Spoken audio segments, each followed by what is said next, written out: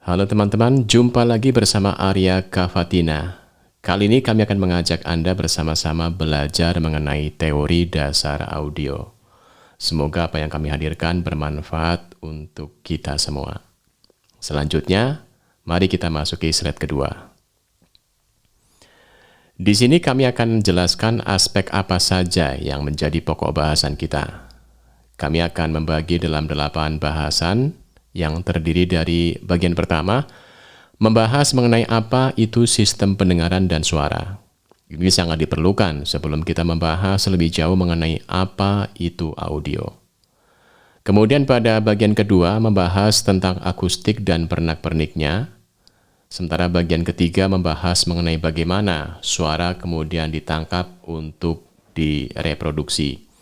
Kemudian pada bagian keempat membahas level sinyal audio dan jenisnya. Dan bagian kelima membahas komponen-komponen audio. Bagian keenam membahas tentang loudspeaker dan bagian-bagiannya. Kemudian bagian ketujuh membahas mengenai sistem pemantauan sinyal audio. Dan terakhir, bagian kedelapan membahas penerapan atau implementasi sistem audio. Oke, teman-teman, untuk mempersingkat waktu, segera kita masuki pembahasan pertama, yaitu pendengaran dan suara. Dalam bagian ini kita akan membahas beberapa aspek. Yang pertama adalah pendengaran dan suara. Kemudian yang kedua, gelombang suara. Dan ketiga, panjang gelombang. Diikuti dengan yang keempat, frekuensi. Yang kelima, nada dan titik nada. Dan yang terakhir atau yang keenam adalah harmonik. Oke, selanjutnya kita akan bahas sistem pendengaran manusia. Dalam telinga manusia, daerah gendang telinga hingga daerah terluar disebut daerah telinga terluar. Daerah di belakang gendang telinga yang terdiri atas 3 tulang kecil disebut daerah tengah. Daerah terdalam telinga terdapat organ spiral yang berisi cairan disebut kokhlea atau rumah siput. Setidaknya ada 3 hal yang kita pelajari di sini. Yang pertama adalah variasi tekanan gelombang suara menyebabkan gendang telinga bergetar. Kemudian yang kedua, getaran gendang telinga selanjutnya menggerakkan 3 tulang kecil yang berada di daerah tengah telinga. Gerakan itu selanjutnya memukul kokhlea, menggerakkan cairan yang berada di bagian terdalam telinga. Sel-sel yang terdapat dalam rumah siput atau kokhlea kemudian mengubah getaran cairan menjadi sinyal listrik. Proses ini disebut sebagai transduction atau transduksi. Perubahan sel dalam kokhlea tergantung dari perbedaan pitch suara. Sinyal elektrik ini kemudian disalurkan ke otak melalui saraf pendengaran. Pendengaran pada telinga normal sangat sensitif terhadap perubahan tekanan udara yang sangat kecil. Telinga memiliki kemampuan untuk mendeteksi tekanan jangka dinamik atau dynamic range, perbedaan-perbedaan pitch suara, frekuensi suara, dan memiliki kemampuan membedakan variasi suara dengan pitch yang sama dan dengan frekuensi yang berbeda. Kepekaan pendengaran orang per orang bisa sangat berbeda. Hal itu disebabkan karena perbedaan ukuran, bentuk, dan perangkat mekanis yang ada pada setiap telinga manusia. Kita memiliki 2 telinga yang secara posisi adalah terletak secara horizontal jika kita dalam posisi berdiri atau duduk tegak.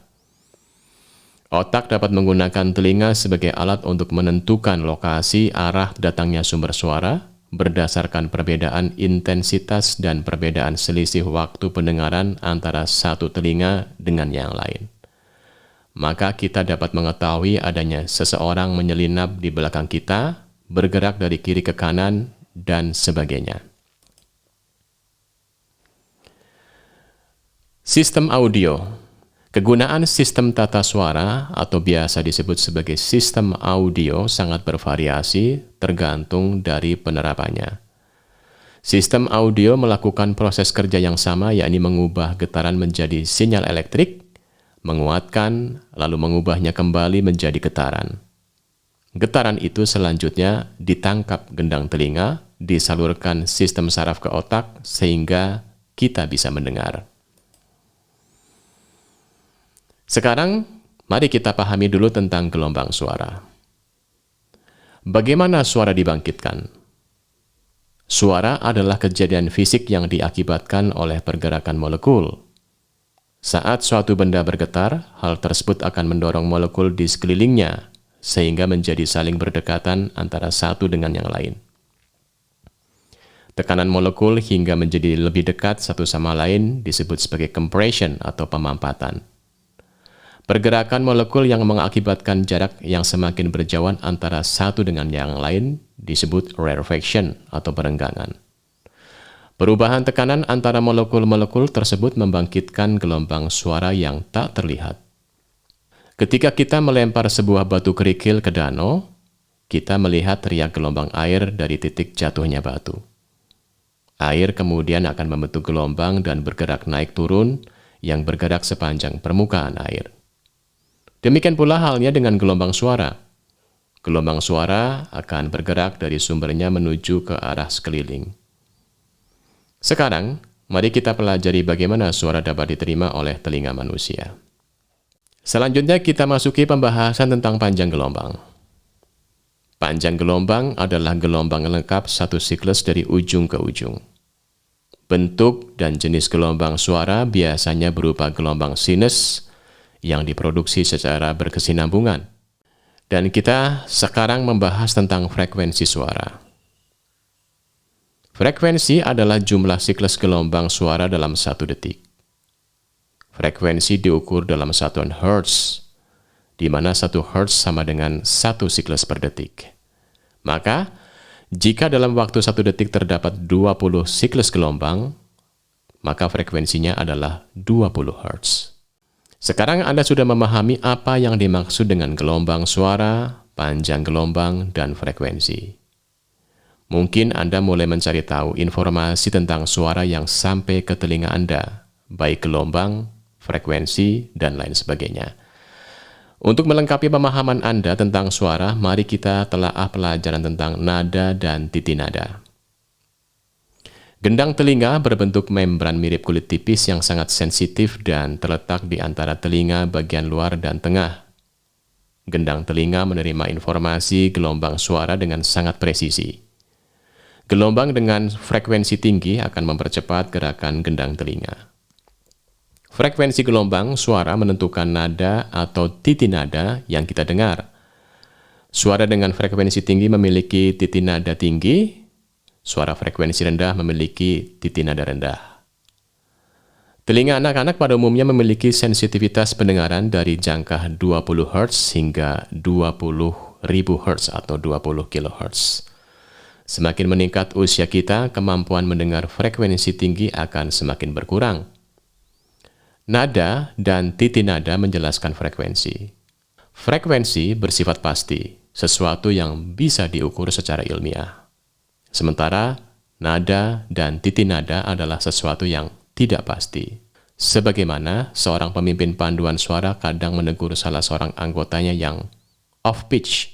Teman-teman, semua suara yang kita dengar memiliki karakteristik yang kompleks dan bukan merupakan gelombang yang sederhana dengan frekuensi dan amplitudo yang tetap.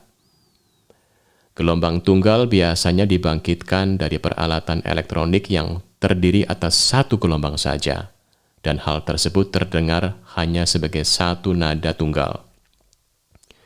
Gelombang sinus tunggal disebut sebagai bentuk gelombang dasar. Percakapan dan musik adalah merupakan campuran dari berbagai macam bentuk gelombang yang berbeda. Intinya, harmonik adalah bentuk gelombang yang kompleks. Bentuk gelombang kompleks adalah kombinasi beberapa gelombang dengan frekuensi dan amplitudo yang berbeda yang menentukan kualitas suara. Gelombang kompleks ini terbentuk atas harmonik-harmonik, gelombang frekuensi lebih tinggi yang tercampur dengan gelombang dasar. Contohnya, piano membangkitkan nada dasar hingga 4 kHz. Orang menyebutnya 4K atau 4K. Getaran bagian piano membangkitkan gelombang suara yang merupakan perkalian dari nada dasar. Inilah yang disebut harmonik. Harmonik membangkitkan suara yang berbeda yang dikenali sebagai bagian dari nada asli atau suara asli. Dalam gambar adalah contoh sebuah gelombang dasar pada frekuensi tertentu. Sedangkan gelombang-gelombang di bawahnya adalah gelombang-gelombang harmonik yang timbul dan tercampur dengan gelombang dasar menjadi sebuah gelombang kompleks atau komposit.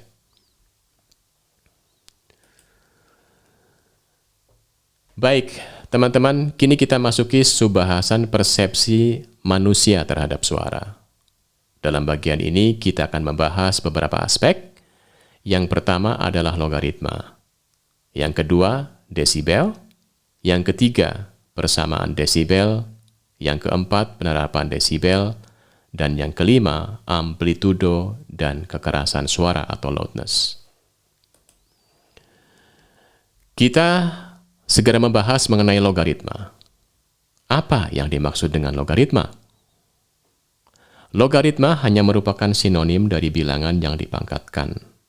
Logaritma dari suatu angka adalah berapa kali angka 10 dikalikan dengan bilangan itu sendiri untuk mendapatkan angka tertentu.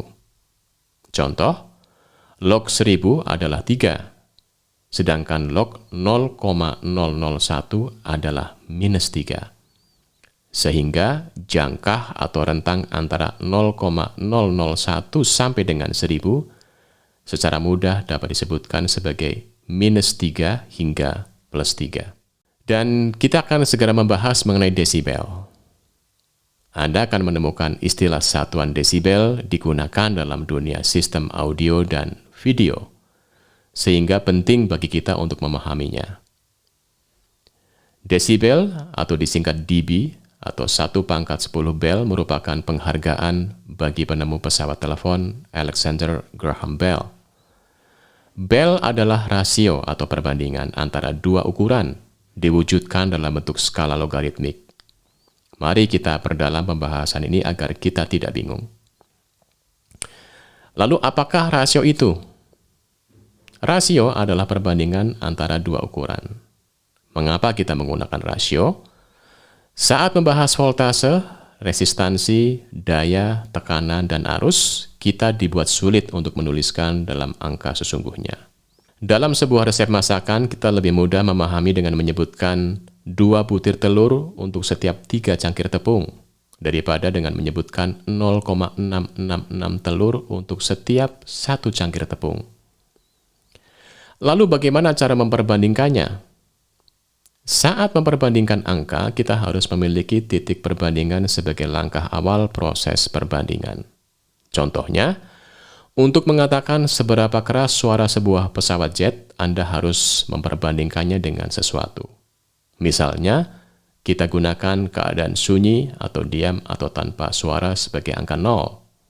Dalam hal ini, titik diam atau sunyi adalah 0 dB atau 0 desibel. Inilah yang disebut zero reference. Suara apapun bisa diperbandingkan dengan titik sunyi atau diam. Percakapan berada sedikit di atas sunyi atau diam. Dalam hal ini memiliki nilai pengukuran positif atau plus dB. Lalu bagaimana kita tahu bahwa sesuatu diperbandingkan? Ada perbedaan penghitungan dB tergantung apa yang diukur. Contohnya, apabila kita mengukur tekanan suara atau zone pressure level, kita menggunakan dBSPL. Saat mengukur sistem audio, kita menggunakan dBm dan seterusnya. Mari kita ambil contoh sebagai berikut.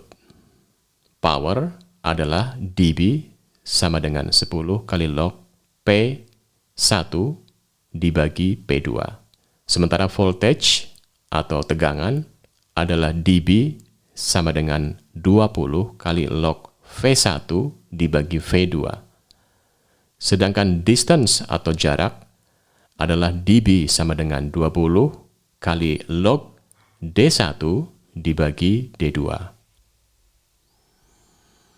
Selanjutnya kita bahas mengenai penerapan desibel. Seperti kita lihat dalam tabel berikut, kita mengenal begitu banyak parameter satuan ukuran yang menggunakan desibel atau dB. Sebagai contoh, dBW atau reference levelnya adalah 1 watt. Sementara dBm adalah 0,001 watt. Kemudian dBV adalah 1 volt, sedangkan dBu 0,775 volts. Sedangkan dBSPL adalah 0,00002 pascals. Kita akan membahas mengenai amplitudo dan kekerasan suara atau loudness. Amplitudo adalah hal terpenting dari suatu sinyal.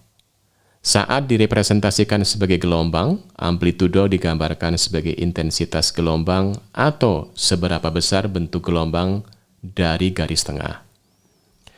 Amplitudo dari gelombang suara adalah apa yang dipersepsikan oleh pendengaran manusia sebagai tingkat kekerasan suara atau loudness atau volume. Semakin besar suatu amplitudo pada gelombang suara, maka semakin keras suara yang dihasilkan. Namun ada kalanya telinga kita menipu. Saat kita mendengarkan gelombang suara, lalu menaikkan frekuensinya, maka telinga kita seolah mendengar suara tersebut bertambah keras. Tingkat kekerasan suara diukur dalam desibel level tekanan suara atau sound pressure level atau SPL atau dB/SPL. Jangka dinamik telinga manusia adalah 0 dB/SPL hingga 120 dB/SPL. Ambang pendengaran hingga ambang batas rasa sakit pada telinga saat mendengarkan suatu gelombang suara. Baik teman-teman, kita sudah sampai pada akhir pembahasan bagian pertama. Apakah ada kesulitan? Jika ada, silakan isi di kolom komentar. Nantikan pembahasan bagian kedua, yakni mengenai akustik.